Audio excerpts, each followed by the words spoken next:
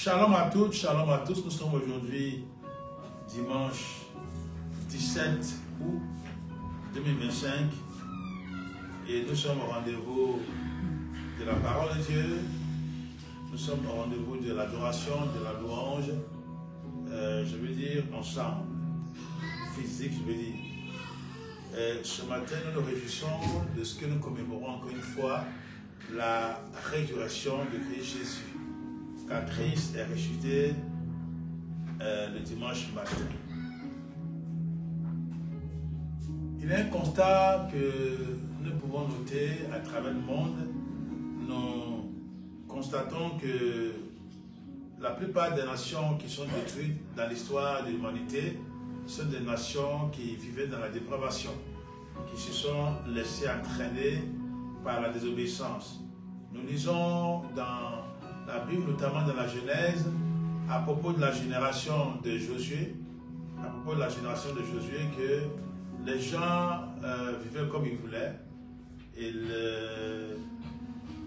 Ils avaient opté pour l'homosexualité. Ils faisaient des choses pour irriter Dieu. Voilà, c'est le terme. Pour fâcher Dieu. Ils excellaient dans cela. Et chaque jour, ils le faisaient.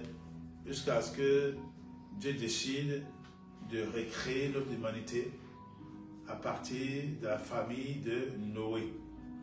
Et il a fait venir le déluge qui est resté 40 jours sur la terre des hommes et détruisant ainsi tout ce qui avait vie sur terre, excepté ce qui était dans l'arche. Les humains, je veux dire, les animaux qui étaient dans l'arche avec Noé. Donc nous notons que le but de l'ennemi, parce que pourquoi c'est conséquent, désastreux? Parce que c'est ce que l'ennemi visait, faire détruire l'humanité tout entière. Donc toutes les fois où l'ennemi veut détruire l'humanité ou veut provoquer un grand malheur, il pousse les humains à désobéir à Dieu, à faire ce qu'ils veulent. Et notamment à s'adonner à ce qu'on appelle la dépravation. La dépravation sexuelle notamment, le péché de la chair. C'est vrai qu'il y a toutes sortes de péchés, mais c'est surtout ce que l'ennemi utilise.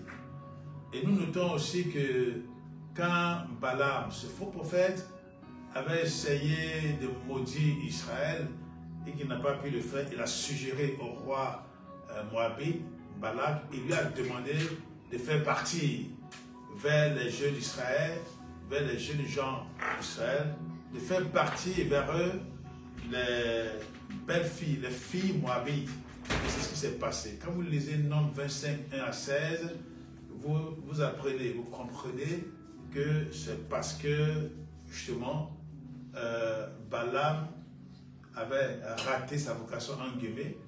Vous lisez Nombre 23, le roi Balaam va lui crier dessus pour dire, mais écoute, je t'ai emmené pour maudire ce peuple-là, et tu es en train de le bénir, et il dit, mais moi je ne peux faire que ce que Dieu a donné de faire. Hein. Ce que Dieu a béni, personne ne peut le maudire. Mais il avait son plan secret, qui était d'attirer Israël dans le malheur, et je vais lire le dernier verset de Nombre, le chapitre 25, où Balaam a fait entraîner les Israélites dans l'idolâtrie, dans le plaine de Moab, et pour les faire frapper par Dieu. Nous lisons dans le verset 18, en effet, ils sont montrés vos ennemis, c'est Dieu qui demande à Moïse de traiter les Madianites en ennemis et de les tuer. Il dit en effet, ils se sont montrés vos ennemis en vous séduisant par leurs ruses dans les affaires de Péor et de Cosbi, la fille d'un chef madianite, leur chair tuée le jour du fléau qui a surgi à l'occasion de Péor. Mais peut-être qu'il faut lire le premier verset, Nombre 25, quelques premiers versets. Israël était installé à Sittim. Le peuple commença alors à se livrer à la débauche avec les femmes moabites. Elles invitèrent le peuple au sacrifice en l'honneur de leur Dieu, et le peuple mangea et se prosterna devant leur Dieu. Verset 3, Israël s'attacha au dieu Baal-Péor. Le dieu Baal-Péor, c'était la divinité des Ammonites. Et ils sont attachés à ce dieu-là. Et la colère de l'Éternel s'enflamma contre Israël. Verset 4.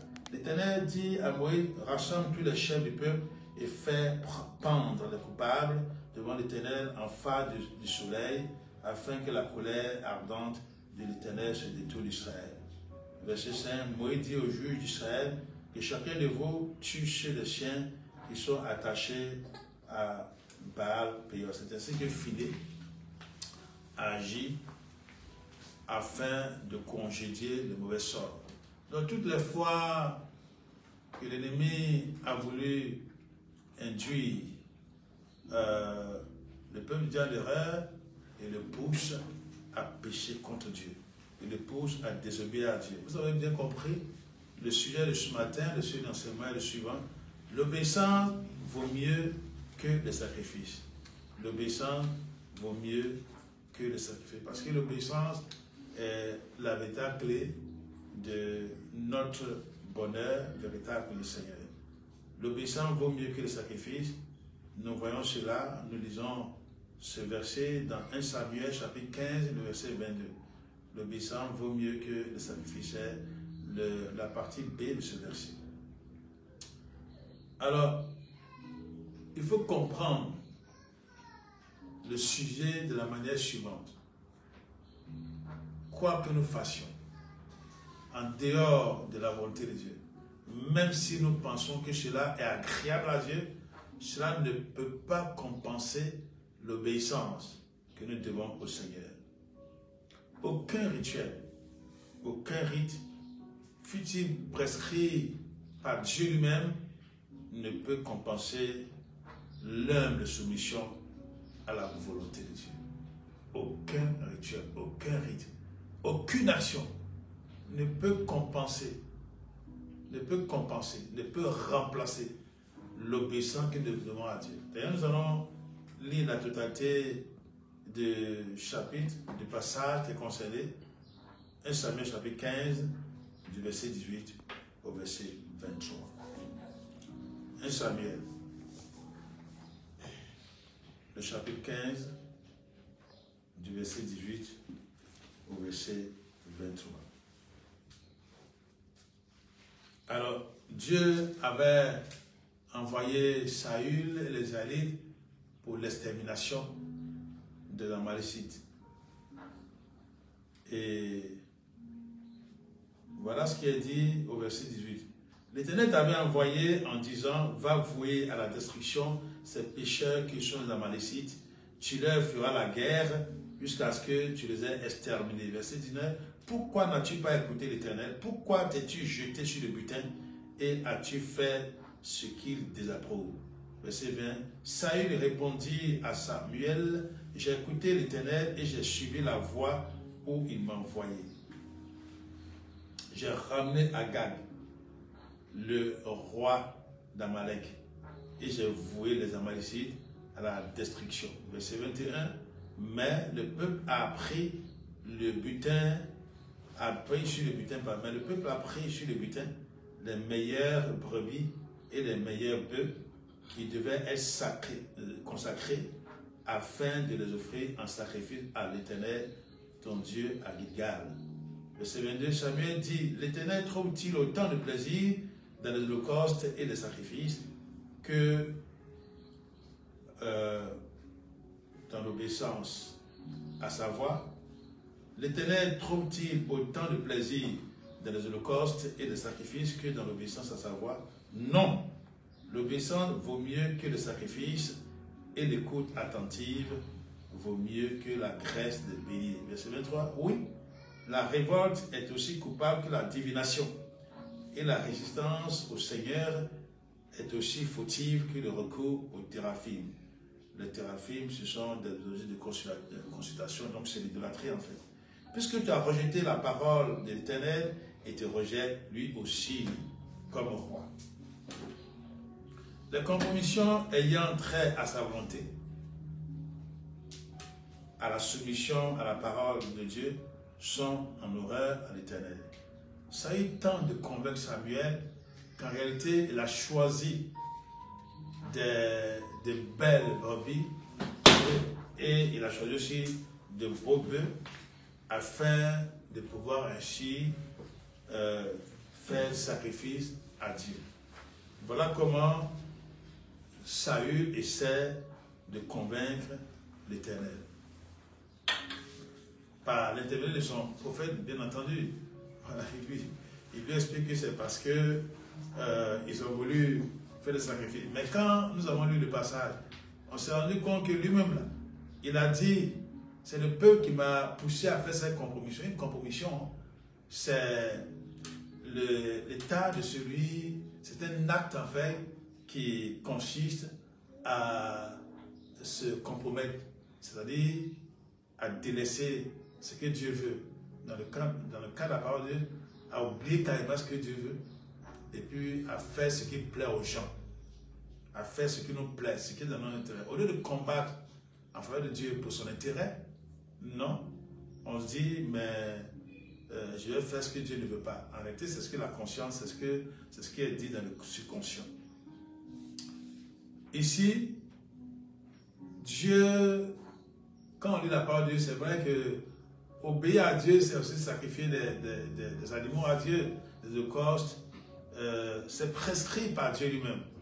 Mais dans le contexte qui nous concerne là, Dieu a donné un ordre précis. Va et tue tout le monde, tous les Amalécites, et avec eux, tu extermines aussi les animaux, tu ne prends rien pour toi. C'est-à-dire qu'en les brûlant ainsi, en les tuant ainsi, en exterminant tout le monde, tu le fais pour moi. C'est le sacrifice que moi je te demande.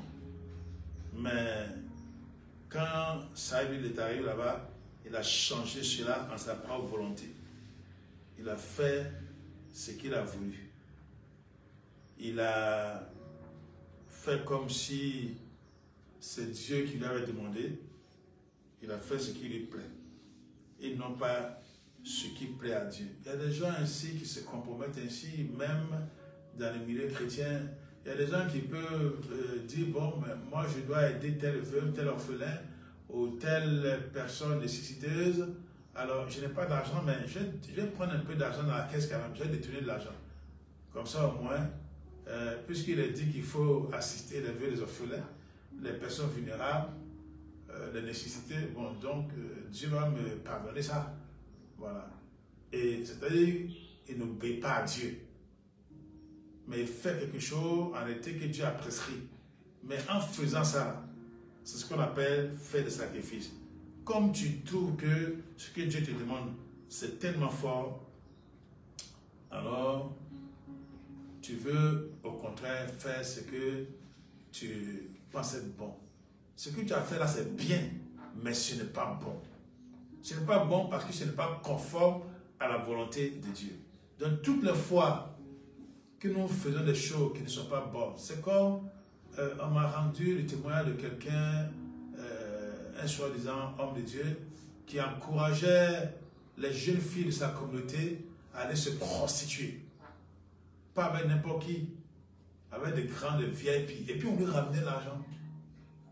On lui ramenait des millions. Ça lui faisait des millions, il était content.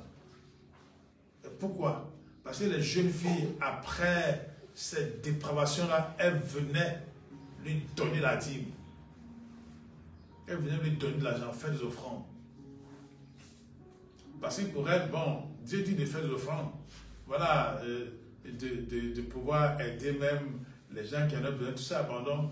Même si ça va se procéder qu'elle amène l'argent au pasteur, à une veuve, à un orphelin. Bon, pour elle c'est bon.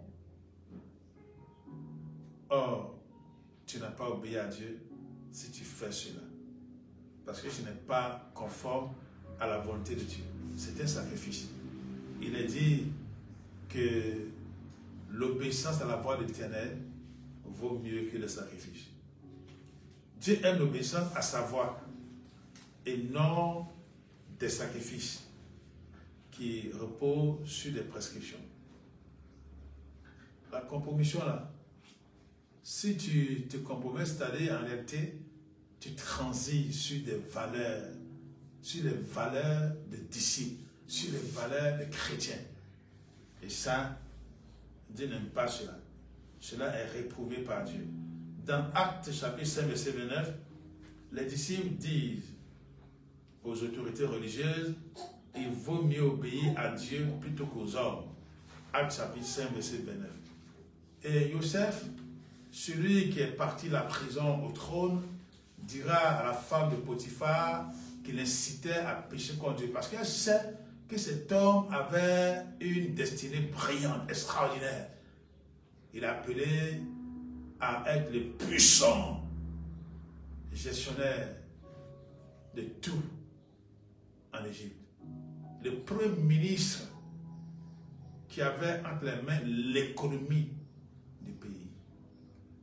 Et puis, l'ennemi savait cela. Il voulait anéantir ça dans la vie de Joseph. De la même manière, quand l'ennemi voit combien brille ton étoile, il suscite toujours des gens pour la détruire en te poussant dans une vie de dépravation, dans une vie de dissolution. Et Joseph a résisté. Il dira à la femme de Potiphar, dans Genèse chapitre 39, verset 9, 9b notamment, comment ferais-je un aussi grand mal et pécherais-je contre Dieu? Comment ferais-je un aussi grand mal et pécherais-je contre Dieu? À cause de ce qu'il a dit, la femme de Potiphar lui a posé un piège. Elle a accusé de tous les maux. Elle a accusé d'avoir tenté de la violer. Et le monsieur a connu la déchéance. On l'a mis en prison. Donc, si quelqu'un nous a dit, mais c'est fini pour moi, moi j'ai voulu obéir à Dieu, puis voilà où je suis arrivé. Non, vraiment, il faut que je trouve quelque chose pour en sortir. Hein? Dieu chante toujours le mal en bien. D'ailleurs, tout ce qu'il a subi, toute sa jeunesse durant, il dira plus tard à ses frères, vous avez médité de me faire du mal, mais Dieu a changé la vie. Quand on obéit à Dieu, quand on est soumis à la volonté de Dieu, Dieu nous sort toujours du pétrin et nous transforme toujours. N'écoutez pas les gens qui disent non, il faut accepter ça de toute façon. Tu peux aller demander pardon à Dieu. Oui, tu peux faire telle chose, tu peux faire telle chose, donc écoute, il faut que tu acceptes cela. Hein? Il a dit que aide-toi puis le ciel t'aidera. Ouais, je ne sais même pas où ils ont trouvé ça. Il y en a qui mentent pour dire ça dans la Bible. Mais dans tous les cas, c'est comme ça qu'ils font pour induire les gens en erreur.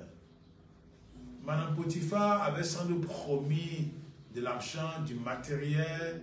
Il lui a dit, je peux te faire nommer par Pharaon. Mon mari, la Potiphar, c'est moi qui le fais nommer. Hein. Donc si toi, tu viens avec moi, je vais te faire nommer. Ainsi, l'ennemi induit plusieurs personnes en erreur. Dieu ne veut pas que nous nous compromettions, mais la compromission, c'est vrai, c'est très dangereux pour beaucoup de gens, en politique ou même de la société. Les gens condamnent ça, mais ils ont pour un autre art qu'on appelle le compromis. Le compromis qui consiste à s'arranger pour garder un peu, 50%. Bon, et généralement les gens le font. En politique, on le fait. Dans la société, les humains, on le fait. On se réconcilie de cette manière. Non, prenons un peu. Bon, sans que personne d'entre nous ne soit vraiment perdant. Mais nous sommes appelés à aimer Dieu, à servir Dieu de façon intégrale. Dans Deutéronome chapitre 6, verset 56, dans Matthieu 22, 37, nous allons lire Deutéronome 6, 5 à 6, Matthieu 22, 37, il est question, nous allons lire Matthieu 22, 35, il est question d'aimer le Seigneur notre Dieu de tout notre cœur, de toute notre force, de toute notre âme et de toute notre pensée. Jésus lui répondit, tu aimeras le plus grand commandement, tu aimeras le Seigneur ton Dieu de tout ton cœur, de toute ton âme et de toute ta pensée. Il ajoute au verset 38, c'est là le plus grand, le tout premier commandement. Et il ajoute aussi dans le verset 39, mais il y en a un deuxième qui est tout aussi important. Tu aimeras ton prochain comme toi-même. Verset 40, tout ce qu'enseigne la loi et les prophètes se résume dans ces deux commandements. Voilà. Il n'y a pas de compromis devant Dieu. Quand Dieu te demande de le servir, d'être son disciple. Il ne t'a pas dit d'être une chauve-souris. Fais un peu pour le diable, fais un peu pour moi. Non, de façon intégrale. Donc, tu n'as pas le droit de tromper Dieu. Tu dois être focalisé sur plaire à Dieu. Nous voyons cela dans Éphésiens chapitre 5, verset 10, où il est dit que nous devons examiner toujours dans notre vie sous l'angle de ce qui fait plaisir à Dieu. Dans Romains chapitre 12, verset 1 à 8, nous voyons que nous devons offrir nos corps comme un sacrifice vivant, saint et agréable à Dieu. Je vais lire cela dans la version parole vivante, nous allons comprendre cela. J'ai dit Romains, le chapitre 12, et le verset 1 au verset 2. Je vous demande donc, frère, à cause de la bonté que Dieu vous a témoignée, de lui consacrer votre être entier, que votre corps, vos forces et toutes vos facultés soient mis à sa disposition comme une offrande vivante, sainte et agréable à Dieu. Sainte et digne d'être agréée. Ainsi, toute votre vie servira à Dieu. C'est là le culte nouveau qui a un sens, un culte logique conforme à ce que la raison vous demande. Verset 2. Ne vous coulez pas simplement dans le moule de tout le monde. Ne conformez pas votre vie aux principes qui régissent le siècle présent. Ne copiez pas les modes et les habitudes du jour. Laissez-vous plutôt entièrement transformer par le renouvellement de votre mentalité. Adaptez une attitude intérieure différente. Donnez à vos pensées une nouvelle orientation afin de pouvoir discerner ce que Dieu veut de vous. Ainsi, vous serez capable de reconnaître ce qui est bon à ses yeux, ce qui lui plaît et qui vous conduit à une réelle maturité. Notre siècle, ou bien notre monde, notre génération, est la génération de compromis. Voilà, la génération de compromis. De sorte qu'il y a des organisations écuméniques qui nous disent, bon, mais écoute, tu exagères, non, mais tu es fanatique, c'est pas comme ça, hein, tu exagères. Toi, tu exagères, c'est pas comme ça, il faut faire un peu, toi aussi. Hein? Un peu la tradition, parler de sacrifice aux idoles, par exemple, tu ne sais jamais d'où viendra ton secours.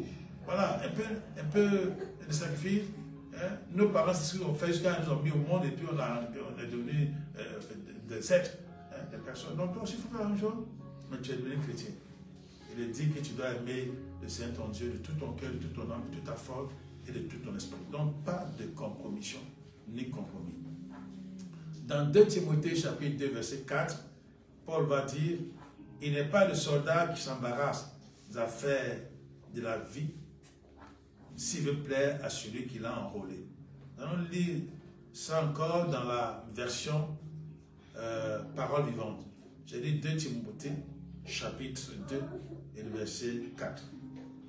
2 Timothée chapitre 2 verset 4. Quiconque embrasse le métier des armes renonce à son gagne-pain ordinaire pour être entièrement à la disposition de son supérieur. Il refuse de se laisser entraîner dans des préoccupations bourgeoises pour pouvoir donner pleine satisfaction à l'officier qui l'a enrôlé. Aucun soldat partant en campagne ne s'embarrasse des affaires de la vie civile s'il veut plaire au chef qui l'a pris à son service. Voilà. Oh, c'est si important que ça. Il n'y a pas à dire non, écoute, je suis soldat, c'est vrai, mais quand même, j'ai mes parents, j'ai ma femme et mes enfants, j'ai tout. Toi-même, il y a quoi? Laisse-moi y aller d'abord. Non. La consécration totale, l'obéissance absolue. Par rapport à la soumission à la volonté de Dieu, il n'y a pas de compromission ni de compromis qui tiennent. Si on veut plaire à Dieu qui nous a enrôlés, à Dieu qui vit en nous. Dans Galates 2, 20, Paul dira, selon la traduction, selon la version Blisgon, Paul dira, si je vis, ce n'est plus moi qui vis, c'est Christ qui vit en moi. Dans 1 Thessaloniciens chapitre 5, verset 23, nous allons le lire. 1 Thessaloniciens, le chapitre 5 et le verset 23. Il est dit dans 1 Thessaloniciens 5, 23, que le Dieu de Père lui-même vous rende pur et entièrement consacré à lui, que tout votre être, l'esprit, l'âme et le corps soient conservés dans son intégrité et dans la pureté, afin que vous paraissiez net et irréprochable lorsque notre Seigneur Jésus-Christ reviendra. Voilà, lorsque notre Seigneur Jésus-Christ reviendra. Verset 24, celui qui vous a appelé est fidèle, vous pouvez lui faire confiance, il le fera et mènera à bonne fin l'œuvre qu'il a commencée en vous. C'est une œuvre de purification, de consécration totale que Dieu a commencé en nous. C'est pour cela qu'il faut se laisser plutôt conduire par lui. Et j'avais évoqué tout à l'heure ce que le diable fait lorsqu'il veut punir, lorsqu'il veut entraîner les gens dans la mort. Il y a un servant de Dieu qui était à son travail. Elle travaille dans une structure où il y a beaucoup de jeunes filles. Alors, elle dit que dans le sombre, le Seigneur lui montre. C'est ces temps-ci, hein. Je ne sais même pas s'il a 3 ou 4 jours. Le Seigneur lui montre des jeunes filles. Et chaque jeune fille avait un gros chien avec elle. Il dit, mais ça c'est quoi ça? Elle fuyait, les chiens, elle partait. Mais ces jeunes filles, s'ils sont accommodés, les chiens là étaient de la... Vous savez que le chien là, c'est le symbole de la dépravation sexuelle, de la dissolution des mœurs. Et pour contrer le plan de Dieu, pour justement pousser les gens à désobéir à Dieu, afin de se rendre aux yeux de Dieu, haïssable aux yeux de Dieu, qu'est-ce que l'ennemi fait? L'ennemi, c'est l'acolyte, envoie des démons de séduction, les démons d'envoûtement, tous ceux les démons qui font le travail, les démons de séparation, de divorce, de fornication, que c'est encore? C'est ça. Et voilà ce que le Seigneur a donné à cette sœur de voir. Cela est très important. Si tu ne combats pas spirituellement, si tu es faible, tu négliges la prière, tu négliges la parole de Dieu, la mise en pratique de la parole de Dieu, mais l'ennemi va te trouver quelque chose à faire. Il va te pousser à désobéir à Dieu sur tous les plans. Tu pries pour ta nation. Tu demandes à Dieu d'intervenir. Mais tu pries pour ta famille. Tu demandes au Seigneur d'intervenir. Pourtant, il y a les puissances occultes. Il y a des démons qui sont là pour induire les gens en erreur. Pour pousser les gens à désobéir à Dieu. Pour se rendre au Dieu, à Dieu. Pour se rendre haïssable aux yeux du Seigneur. Pour qu'ils tombent dans les pièges. En réalité, ce n'est pas Dieu qui envoie les gens tuer ça, non. Ce que tu fais là, c'est comme quand il appuie sur l'interrupteur, n'est-ce pas? Ça déclenche la lumière. C'est la même chose. Quand on appuie sur ces choses que Dieu déteste là, bon, c'est simple. On déclenche contre nous le châtiment, la punition. Et puis voilà, tu pries pour ta nation. Je prends le cas de la Côte d'Ivoire. Mais c'est toi qui excelles dans ce qui ne plaît pas à Dieu. Tu pries pour ta famille, c'est toi qui excelles dans ce qui ne plaît pas à Dieu. Dieu te dit qu'il vaut mieux lui obéir. L'obéissance à Dieu vaut mieux que sa vie. Oui, toute la semaine tu n'obéis pas à Dieu. Ou bien, dès qu'il a un petit truc, oh tu sors tes humeurs changent. Mais tu n'obéis pas à Dieu. Obéir à Dieu là, c'est s'appliquer à faire ce qu'il demande. Nous sommes coupables. Et nous, il faut nous débarrasser de ces choses-là. Sinon, les puissants des ténèbres sont là. Et puis on sera étonné quand il y aura la confusion, quand il y aura toutes sortes de choses. Mais tu as donné à manger aux démons. Donc ils sont restés, ils se sont accommodés à la situation. Le péché là, les démons se nourrissent de cela pour être forts et créer des problèmes dans la famille ou dans l'entité où se trouve. Dans les pays notamment. Il y a des pays qui sont détruits aujourd'hui parce qu'il y a des puissances infernales. Les puissances de fornication, de prostitution, de homosexualité, de sodomie, si vous voulez. Toutes sortes d'horreurs. Et les puissances de drogue. Les puissances de drogue. Parce que quand les gens sont sous le feu de la drogue, ils commettent toutes sortes de fléaux. Dernièrement, il y a quelques jours, il y a un instituteur de son état qui a été tué Par qui? Par qui était drogué par des gens qui avaient leur fumoir dans l'établissement. Oh, nous prions que le Seigneur détruise tous ces fumoirs. Qu'il détruise tout ce trafic au nom de Jésus. Par la puissance de la croix. C'est un révoltant écœurant. Si les gens ne veulent pas changer, s'ils ne veulent pas se repentir et continuent de se trafic, le Seigneur va sévir. Le Seigneur va sévir. Je ne dis pas ça pour moi-même. Je dis ça de la part de Jésus-Christ. De la part du Seigneur. Celui qui est souverain, qui est tout puissant, en qui habite toute la plénitude de la divinité. Au nom de Yeshua, à Mashiach. C'est écœurant. Les puissants ténébreux sont convoqués. Et puis, elles sévissent. Et tu ne pries pas. Tu ne t'attends pas à la prière. Tu ne sais pas que le Seigneur t'appelle à utiliser les armes qu'il a placées en tes mains. Nous on lit 1 Corinthiens chapitre 6, verset 15 à 20. 1 Corinthiens, le chapitre 6, le verset 15 à 20. 1 Corinthiens chapitre 6, le verset 15 à 20. Il est dit, verset 15, ne savez-vous pas que vos corps sont maintenant des parties intégrantes de Christ lui-même, ses membres, ses organes, et j'irai arracher des membres de Christ pour les unir à une prostituée? Assurément non. Verset 16, ou bien, ignoreriez-vous qu'un homme qui s'unit à une prostituée devient physiquement un avec elle? Car il est écrit, les deux ne seront plus qu'un seul chair, Les deux ne seront plus qu'une seule chair.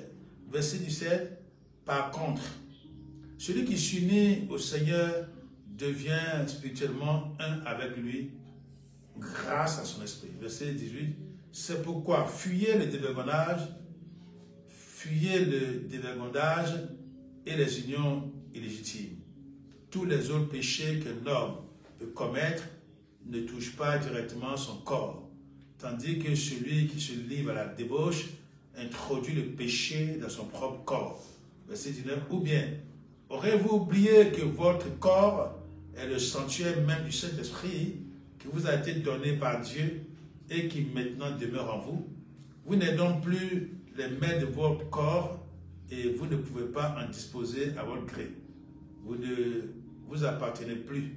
Verset 20, car c'est à un grand prix que vous avez été rachetés. Honorez donc Dieu et rendez-lui gloire par votre corps même, aussi bien que par votre esprit, car tous deux appartiennent à Dieu. Amen. Voilà ce que Dieu nous demande. Pour terminer, nous lisons le psaume 51, du verset 18 au verset 19. Et je lis ça dans la version louange pour notre temps, louange vivante. Alors,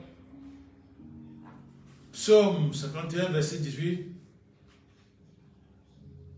c'est le roi David qui prie ainsi, après avoir commis l'adultère suivi du maître, et il se repent devant le Seigneur quand le prophète Nathan est venu lui révéler ses forfaits-là, disons ses péchés. Il dit au verset 18, car tu ne veux pas de moi n'importe quel sacrifice. J'offrirai des holocaustes, mais tu ne prends point plaisir. Tu ne prends point, j'offrirai des holocaustes, mais tu ne prends point plaisir. Dans le verset, dans la première phrase, il dit, car tu ne veux pas de moi n'importe quel sacrifice. Et dans la note infra-paginale, il est dit, tu n'agrées, ne désires, ne souhaites, n'aimes, ne prends pas plaisir au sacrifice rituel. Tu ne prends pas plaisir au sacrifice rituel. C'est plutôt à l'obéissance à savoir. Le verset 19, le sacrifice agréable qui convient à notre Dieu, c'est un esprit repentant. Ô Dieu, tu ne captes pas un cœur humble et abattu. Oui, Dieu agrée les sacrifices qui lui sont consacrés. Dieu agrée les sacrifices de ceux qui lui sont consacrés et qui marche loin du péché. Tu pries, tu fais toutes sortes de sacrifices. La prière, c'est un sacrifice aussi, le jeûne, c'est un sacrifice, mais tu marches comme tu as envie de marcher, tu fais n'importe quoi. Tu n'obéis pas à la voix de Dieu. Si tu fais ça, si tu vas commettre des meurtres, et puis personne ne le sait, et tu viens donner le produit, parce que c'est devenu des milliards pour toi, tu viens donner des produits. Mais tu es en train d'entraîner ceux à qui tu fais ces dons-là, tu es en train d'entraîner à la mort. Il faut réfléchir, reprends-toi, renonce à ce que tu fais et consacre-toi à l'obéissance, la véritable obéissance à Dieu. Consacre-lui ton corps, ton âme, ton esprit, et tu verras la gloire de Dieu pour ta vie. Église, obéis intégralement à Dieu, laisse les compromissions, les compromis, et tu verras comment Dieu sauve ta nation, comment Dieu donne la prospérité, la véritable, à ta nation pour sa gloire et pour le bonheur de sa population. Au nom de Jésus. Amen.